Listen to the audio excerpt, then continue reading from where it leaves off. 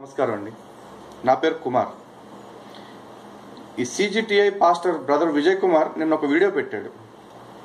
ఆ వీడియోలో పాపం తనకు సంబంధం లేని ఇష్యూస్, అంటే నేను యాక్చువల్లీ గోవధ నిషేధం గురించి ఒక గాలేగాడు ఏదో స్టేట్మెంట్స్ ఇస్తే వాడికి ఒక సమాధానం పెట్టాను. దాన్ని వీడిని ఏదో అనేసాను అనుకుని వీడు భుజాలు తడుముకున్నాడు. అంటే పాపం వాడి తప్పు లేదు దానిలో. యాక్చువల్లీ నేను దివాన్ అని యదవ అని కొన్ని పదాలు వాడాను. బహుశా వీడి గురించి అనుకున్నట్టున్నాడు. నాన్న విజయ్ కుమార్, నువ్వు ఒక్కడవే కాదమ్మా, నీలాగా ఇంకా చాలామంది ఉన్నారు మీ బ్యాచ్. ఎవరినన్నా ఉద్దేశించి అని ఉండొచ్చు కదా, నువ్వు అన్నిటికీ నువ్వు తొందరపడకూడదు. అయితే తొందరపడ్డాడు సరే, బాగానే ఉంది. కనీసం అన్న దానికి వాడు మాట్లాడిన కాంటెక్స్ట్కి నేను పెట్టిన వీడియోకి అన్న సంబంధం ఉందా అంటే అది కాదు. మళ్ళీ నేను గోవధ గురించి పెడితే వీడు అంటాడు నేను ఏదో సువార్తను వ్యతిరేకించేస్తున్నానంటే, సువార్తను దూషించేస్తున్నానని చెప్పేసి అంటాడు. అరే పిచ్చిన, సువార్తను నేను దూషించట్లేదు, ద్వేషిస్తున్నాను. నాకు నచ్చదు. ఎందుకంటే నీకు నచ్చే ప్రతిదీ నాకు నచ్చాలని రూల్ లేదు. నా మనోభావాల మీద లెక్కలేని నీకు సంబంధించింది ఏది కూడా నేను గౌరవించాల్సిన అవసరం కూడా నాకు లేదు. ఇళ్లల్లోకి వచ్చేసి ఆడవాళ్ళకి మతం మత్తెక్కిచ్చేసి కుటుంబాల్లో చీలికలు తెస్తున్న ఈ సువార్త అంటే నాకు అసహ్యం. చెప్తున్నాను, క్రైస్తవులారా గుర్తుపెట్టుకోండి, ఇది క్రైస్తవులకు వ్యతిరేకంగా మాట్లాడుతున్న మాట కాదు, విజయ్ కుమార్కి వ్యతిరేకంగా మాట్లాడుతున్న మాట నేను. అండ్ నెక్స్ట్, ఎరా విజయ్ కుమార్ ఏంటో అంటున్నావు, హిందూ మతోన్మాదులు. ఎవడరా నీకు ఈ పదం నేర్పింది? ఎక్కడన్నా ఒకటి నీకు విచిత్రంగా అనిపించట్లేదా? ఎవడన్నా దోచుకోవటానికి వచ్చి దోచుకుని పట్టుకుపోతుంటే వాడిని దొంగ అంటారు. నువ్వేంట్రా దోచుకెళ్తున్న పట్టుకుని ఆపుతుంటే మమ్మల్ని దొంగలు మతోన్మాదులు అంటావు? హిందువుల్ని హిందూ ధర్మంలోంచి దోచుకుని పట్టుకుపోతుంది నువ్వు. నువ్వు ఒక దొంగవయ్యుండి నన్ను మతోన్మాదని అంటున్నావు. అసలు మతోన్మాద అంటే ఎవడో తెలుసా? మీరు. ఎందుకంటే మీ చుట్టుపక్కల క్రైస్తవేతరులు ఇంతమంది ఉంటుంటే చూసి తట్టుకోలేక ఉన్మాదంతో వీళ్ళందరినీ ఏదో చేసేసి క్రిస్టియానిటీలోకి తెచ్చేయాలి, ఇంతమంది క్రైస్తవేతరులు ఉంటే మేము తట్టుకోలేకపోతున్నామని ఉన్మాదంతో చేస్తున్నవే దీన్ని మతోన్మాదం అంటారు. మేం చేసేదాన్ని కాదు. ఒకవేళ నీలాంటి దరిద్రులు చేసే ప్రచారాన్ని, మత మార్పిడిని ఆపటమే గనక మతోన్మాదం అయితే, ఎస్, నేను మతోన్మాదిని అనిపించుకోవడానికి నాకేం అభ్యంతరం లేదు, చాలా గర్వంగా ఫీల్ అవుతాను. సో దాని గురించి నువ్వు ఎక్కువ బాధపడవలసిన అవసరం లేదు.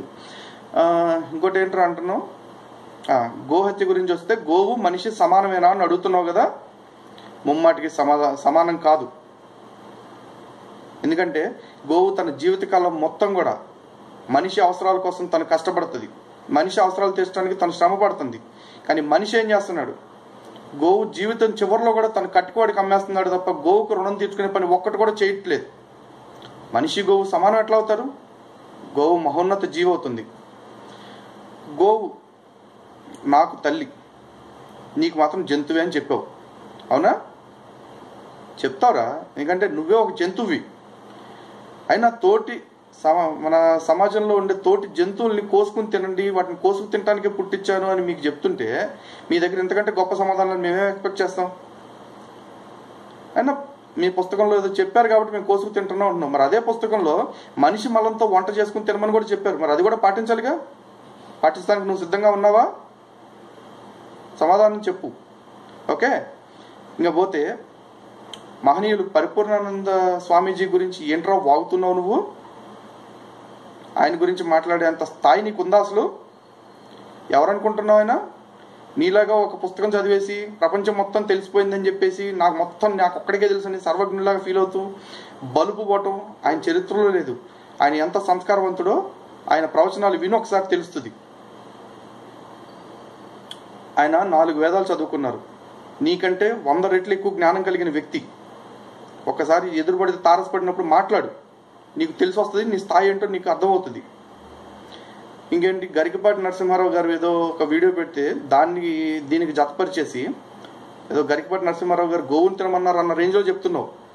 వీడియో మొత్తం సరిగా వినరావు యదవ. ఆయన చెప్పింది గోవుని రక్షించమని, గోవుని ఇబ్బంది పెట్టకుండా ఎలా ఉండాలో చెప్పారు. అది అర్థం చేసుకోకుండా హిందువులందరి దృష్టిలో ఆయన విలన చేద్దామని ప్రయత్నం చేస్తున్నావా? తోలు ఒలిచేస్తాం. నీ స్థాయి ఏంటో తెలుసుకుని మాట్లాడు. నీకు విషయ జ్ఞానం ఉంటే విషయం మీద మాట్లాడు. లేదనుకో, నీకు అలవాటు ఉంది కదా వార్తలు, ఆ వార్తలు ప్రకటన చేసుకుంటా ప్రచారం చేసుకుంటా గడిపి అది గిట్టుబాటు అవ్వట్లేదు అనుకుంటే ఆ వార్తల మధ్యలో కావాలంటే 4 యాడ్లు వేసుకో. ఓకే. ఇంకెప్పుడు హిందువుల జోలికి హిందూ స్వామీజీల జోలికి, గురువుల జోలికి రాకు. నీదేంటో నువ్వు చూసుకో. జై హింద్, జై శ్రీరామ్, జై భారత్ మాత.